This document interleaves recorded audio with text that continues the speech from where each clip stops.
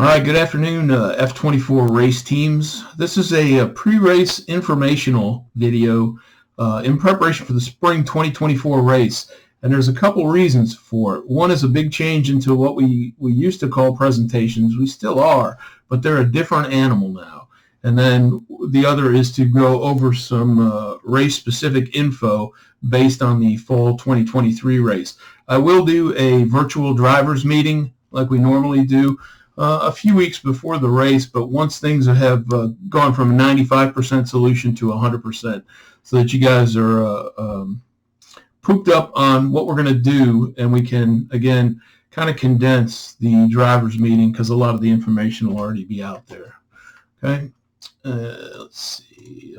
Okay, so the idea I had, the two-faced mare out of A Nightmare Before Christmas.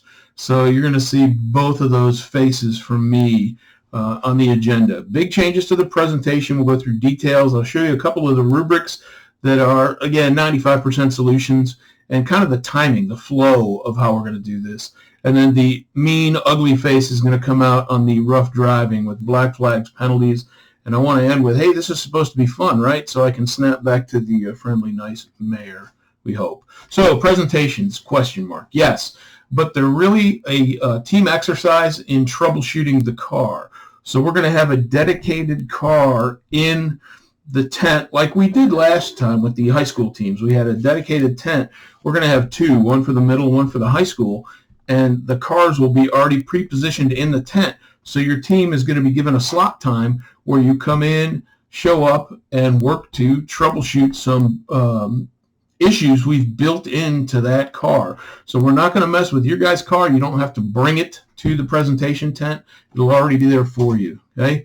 Why the change? Well, quite candidly, because presentations all over the map, but generally have been mediocre at best, and that's being nice. And look, some of them were obviously AI generated. So this is supposed to be more a STEM-related piece, and that's why we changed it. So now you guys get to do some of that brain power against the car as opposed to coming up with a poster. Okay, the flow, this is roughly 10, 5, and 5. That means about 10 minutes to try to find the problems that we built in to that car, about 5 minutes to debrief, because some of the fixes are going to be much longer than the time available. So what you would do is work with what you see, and some of the easy ones, like, hey, one of the tires is flat. Go ahead and fix that. But if you look at one, and I'll use the example of toe, fixing the alignment, which you can go back and look at the suspension basics video, that's a much longer term fix, especially if you don't have the modified control arms that go to the steering. So that will be one you just debrief. Okay,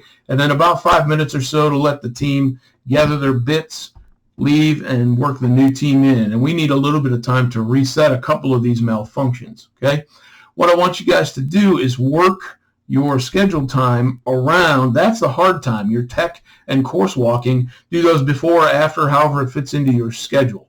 And we'll have a better idea as to how many cars are registered and what the slot times are. But expect in your welcome packet, your info packet at registration, it's going to have your team and it's going to have your slot time. Okay, if you have two cars, well then have two teams, and you guys can work. We're putting a maximum number around 4, maybe 5, so that you have room to work in the tent. But let's say your team with two cars only has 7. Make a team of 4 and a team of 3. That's fine. It's up to you as to how you do that. And, you know, based on practicing, it's not a penalty to come in with less. And in fact, you know, we don't know what we don't know. Having more people may actually get in the way. I'm going to show you this just a minute. Let me finish this slide, and then I'm going to jump out and show you what we've developed. And these will be, as soon as they get done, some are on the website. Some are going to be on the website by the end of this month. Okay. Checklist of possible malfunctions. It's a long list, and we're not going to have all of those in the project car, if we want to call it that. And I'll explain what deferred means here in just a second. Okay.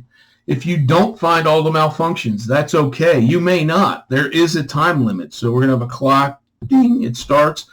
when time's up, time's up. If you found 4 of the 6 or 5 of the 7 or however many it is, and it's going to be the same but with different malfunctions.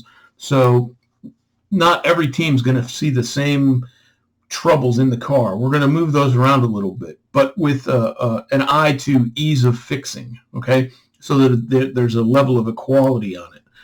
If you don't get all of them, you still earn points. And there's a subjective piece to this as far as how well were you prepared? How did you work as a team, right? How efficacious, but that's a good word. How did you do in, hey, Joe, you look at the tires. Hey, Steve, you look at the spokes, whatever it is. And that'll show up, and I recommend you guys practice this. Okay, let me end show and jump over to what I'm talking about. All right, I'm just going to hit them in this order. So here's the judging rubric. We're still calling it presentation, but you get the idea.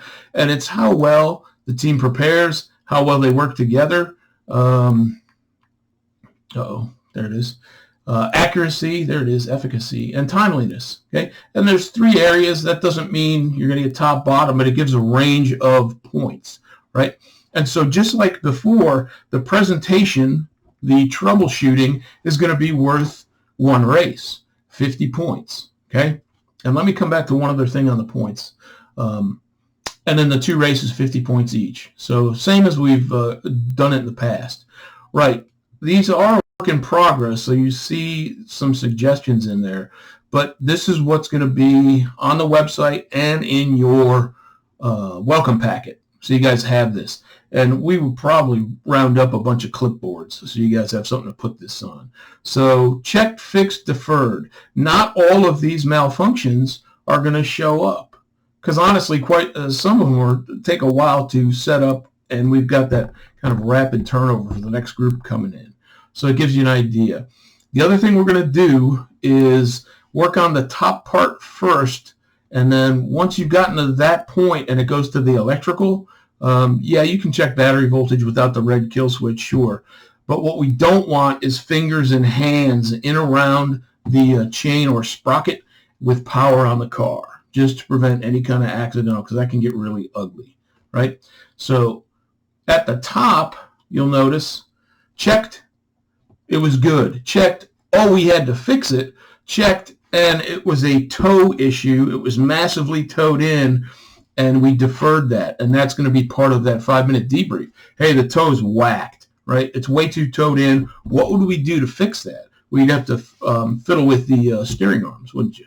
So that kind of deferred, explained. And the better the explanation, the better the points. Let's see. And the last one. This will be posted. It's a must-read, and it steps through kind of just what I said with links to the prep checklist and the presentation rubric. And again, if I scroll down, I think there's still a few comments, about what we're going to do to finalize this. One of the things we want the teams to do is bring their toolkit with them. Now, that doesn't mean a giant NASCAR rollaway toolbox. So what we're going to have is a list of specifics: multimeter, torque wrench, tire pressure gauge. And there's a few more cats and dogs that we haven't put in there yet, but we just got our hands on the first kind of donor car. So we're going to make sure anything that might be wrong, you guys will have a finite 10, 12 tool set, okay? You get to the presentation tent, you go, oh, we forgot the pressure gauge. Instead of having to run back to the pits or anything else, we'll have some backup tools there. Now, you may get a point or two dinged for not having the tools with you, but you can still find and fix the malfunctions.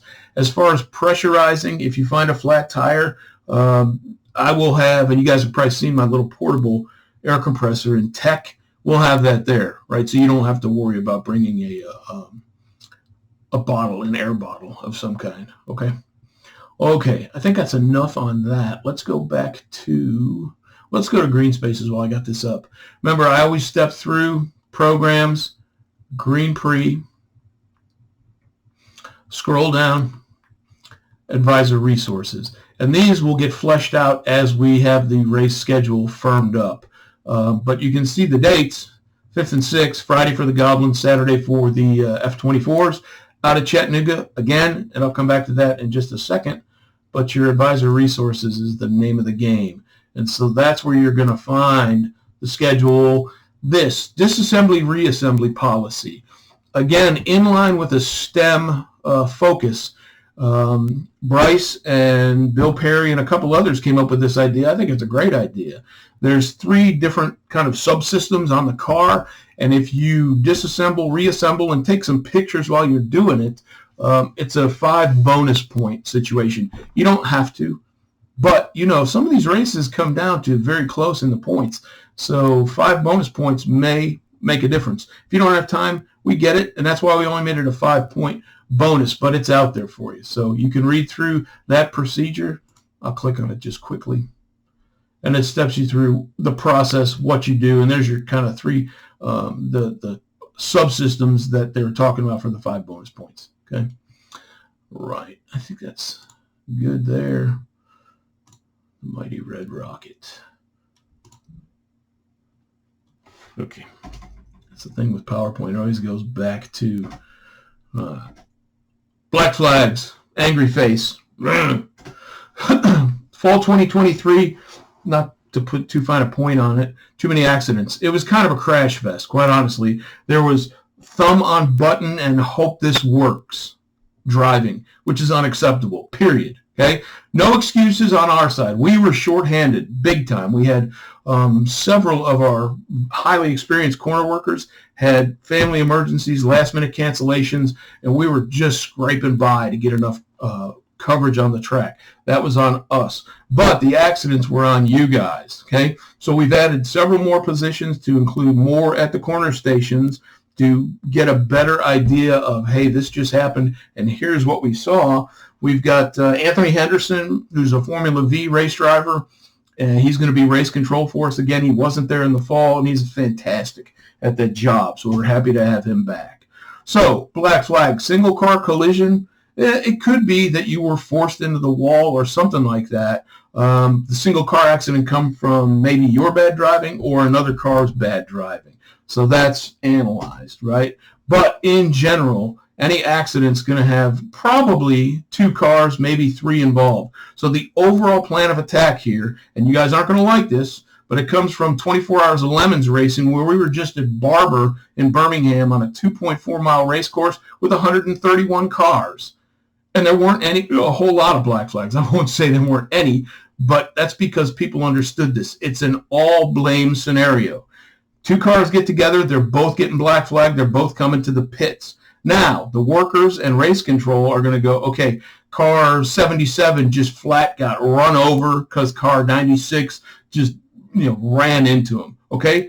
That's going to be a drive-through penalty. The idea is to get a quick check of the car, make sure it's not damaged, and the hittee, if you want to call it that, think drive-through, back on track, okay? The hitter is going to get a talk with the driver's coach, and that's a new position that we're going to have. Joe Hausman's going to do that for us. So you come in to the black flag station, and guess what? I've done this a few times in my driving career.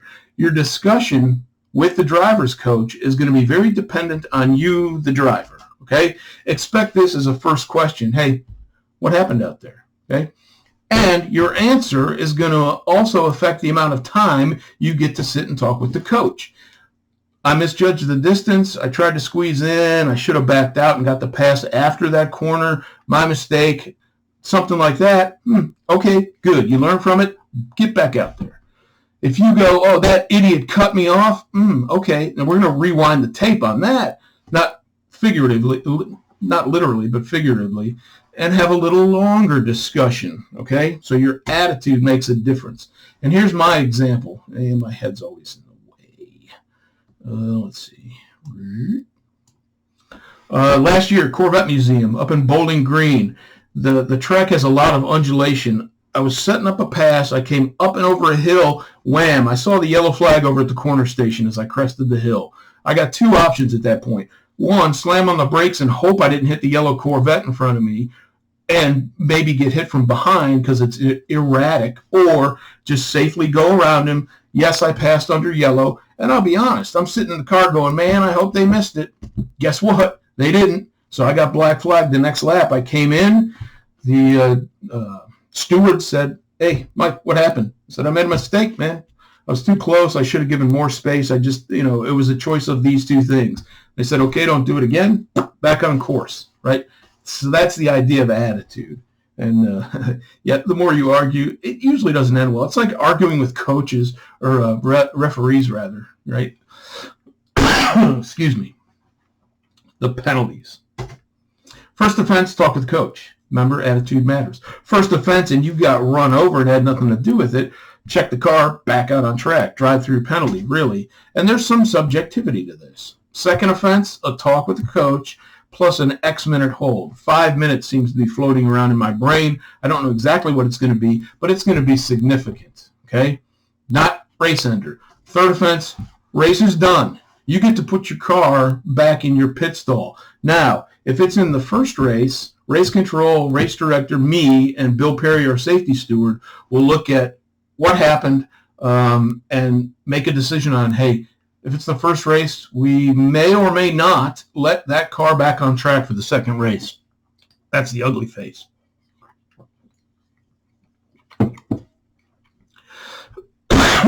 Again, attitude matters.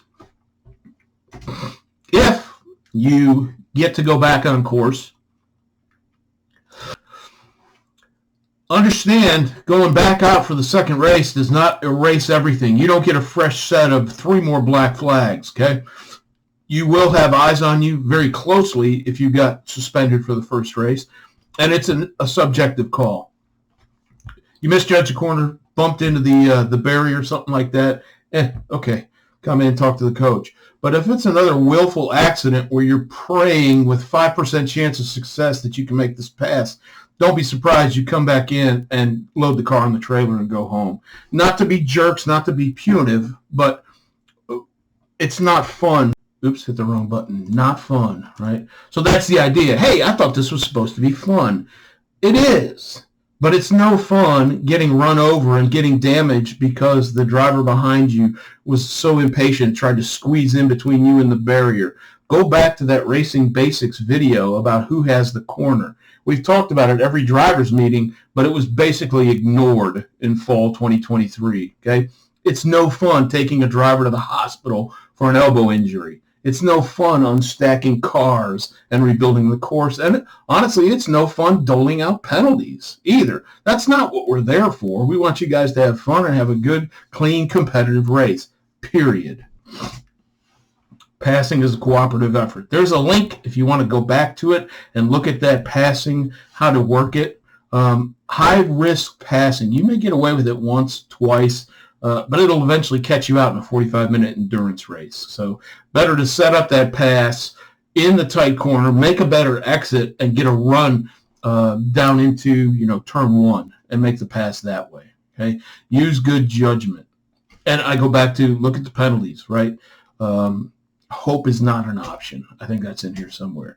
So trying to make this, I'm always long. We will do a virtual drivers meeting like we've done in the past, and we'll post that a few weeks before the race. Once things are more firmed up, we'll step through the schedule, and I'll go through this information again rather quickly. Like I put my head on the mare. Look at that. Course review, I'm going to show you a draft of what we have designed. We still are going to be restricted. We're not going to have the giant course that we had hoped for once upon a time, but we have modified the track a bit. Bill Perry is working on that, a little wider, a little more flow, a little more sweeping corners as opposed to tight, decreasing radius corners, okay? And we'll go through some of the pit and passing. Hope is not a plan. Man, I hope this works.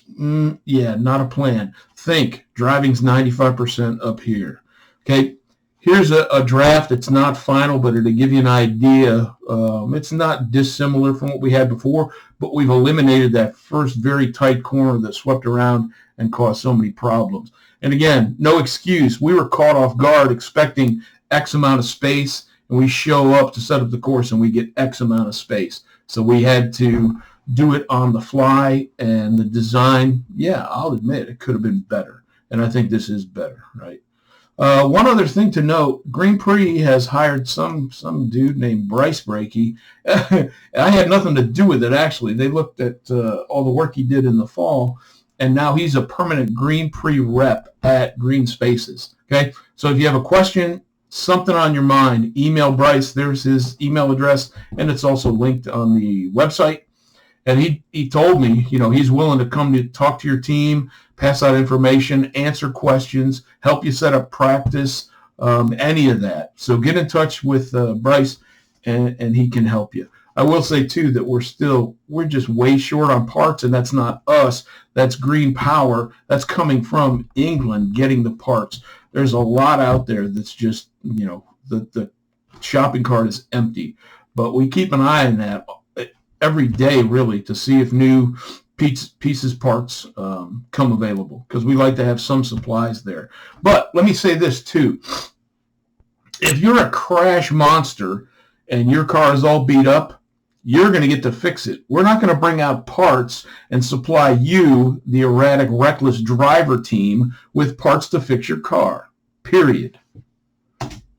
I think that's it. Man, I put on the frowny face again at the end, didn't I? Look, great location. I wish we had more space, sure, but it is supposed to be fun. So let's make it that way. And you guys have a huge impact on that, as do we, right? So that's all I got for this video. Expect the virtual drivers meeting to come out mid-March. Again, the race date for F24 is April 6th out of Volkswagen. See you there.